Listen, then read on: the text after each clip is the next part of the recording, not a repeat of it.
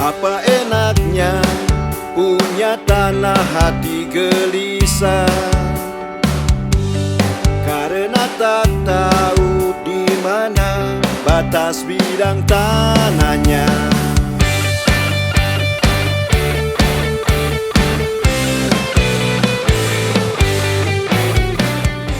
Patok secara nasional 1 juta patok, anti cekcok,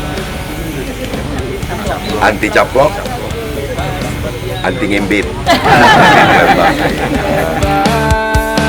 Yo, harusnya mulai sadar, menjaga tanah yang dimiliki, perlunya kesepakatan dengan Kementerian Agraria dan Tata Ruang Badan Pertanahan Nasional melakukan secara bersama-sama di seluruh wilayah negara Republik Indonesia gerakan masyarakat pemasangan tanda batas gemar batas serentak sebanyak 1 juta patok di seluruh wilayah Republik Indonesia.